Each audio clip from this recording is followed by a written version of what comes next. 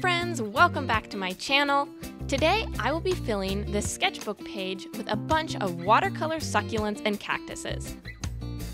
I will be using my lovely Mission Gold watercolor set, and for most of the paintings I will be using this number 5 round brush.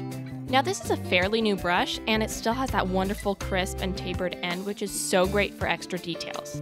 But I will move on to a smaller detail brush in a size 1 later on to really get those extra little fun details that this one won't quite be able to do.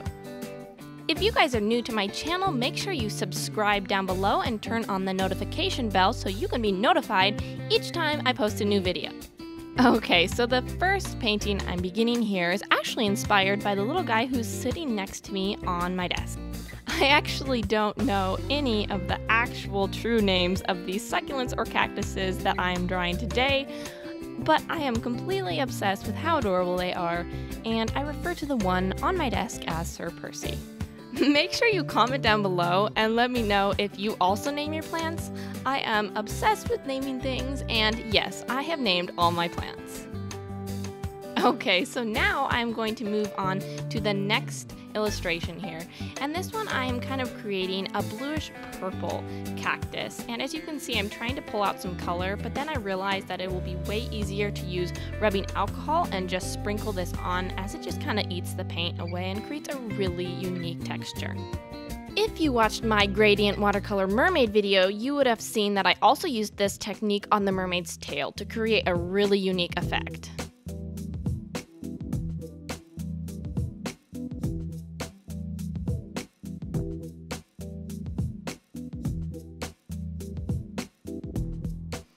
Okay, so now I'm moving on to create kind of a light blue wash behind this first succulent that is now dry.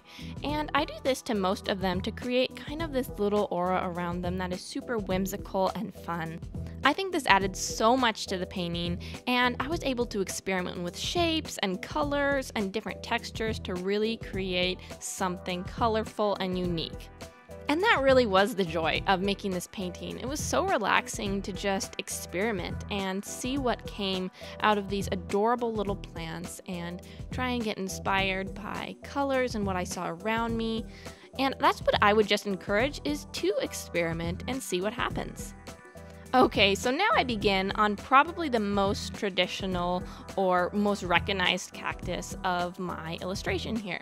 This is the little guy that's usually green, and he has all the spikes or prickly things on him. And I added this little pink flower on both of them just because it looked so cute and I couldn't resist. I then put him into a little neutral toned teacup, and this in real life was probably too small of a pot for him, but in the illustration I took this artistic license and made him look absolutely adorable. I then block in a light pink wash and add some dark green stripes down the cactus.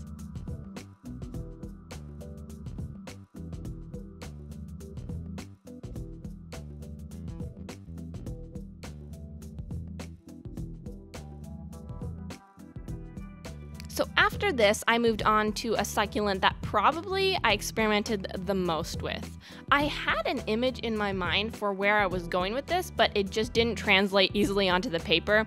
This happens sometimes, and it eventually worked out, but it took a while to get to the end result. So while I waited for the layers to dry, I just moved on to finish other details in other paintings that I wanted to get done.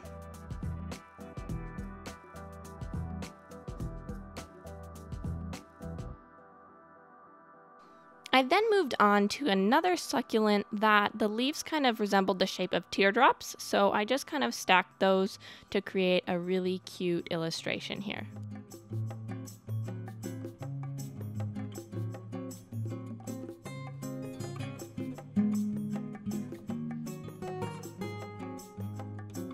Okay, so then I moved on to a super cute round succulent, or cactus, I don't know which one I'd classify this as, and I put it in a little pot later on that almost looks like a coconut shell.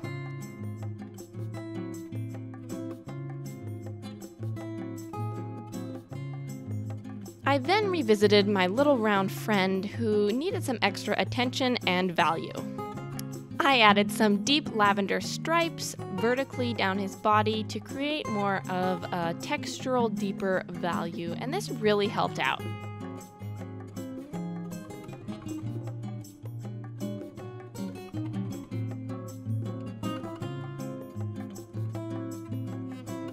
I then returned to my neglected little friend on the left to finish out his darkest green value.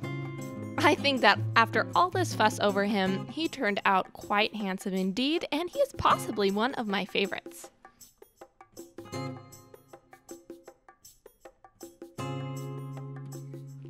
At the last minute, I decided to throw in one extra little guy near the top. There was a space for him and he needed a home, so I painted him in here.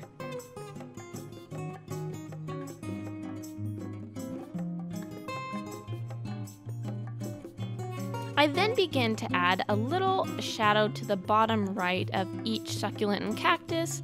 This just helps them look like they're actually sitting on something instead of just floating in the air. Once this is complete, I begin on my most favorite part of the whole painting process, and this is creating those fun little details that really make the illustration shine. I add some stripes to this little pot down here, and I will add some dots and possibly some outlines to some other ones that really will make them pop.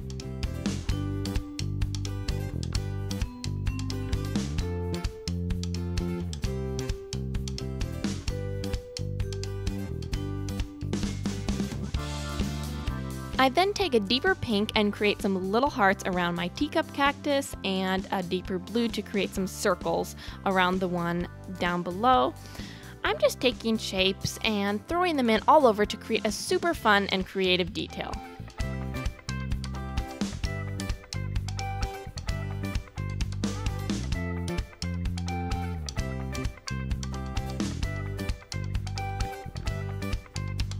Once I feel my watercolor is complete, I then grab my Sakura Jelly Roll pen in white and my Sharpie white paint pen. These I use for highlights and details everywhere, some fun dots or spikes or things, and with my Sharpie paint pen, you'll see me outlining every succulent that I drew. This just really helps it stand out from that background I created. It almost creates like this sticker vibe, and it's super cute and makes it really pop out of the page.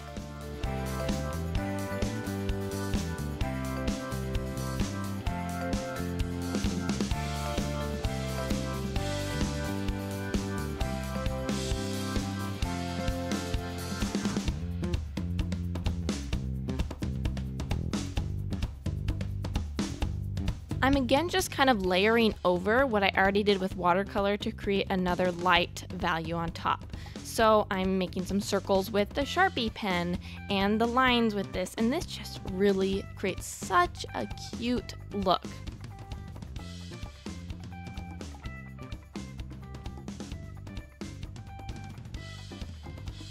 Okay, so I wanted to give some extra special attention to this guy down in the corner. He's had a rough day. Anyway, I created some horizontal stripes across him, and this made him really stand out. I have a succulent that kind of looks like this, and so I wanted to replicate the idea of those highlighted leaves. To complete the painting, I use my detail brush to add my signature. Thank you so much for watching. I hope you are inspired by this process. I absolutely loved creating these. If you guys enjoyed this video, make sure you subscribe and leave a like down below. And I hope to see you next time.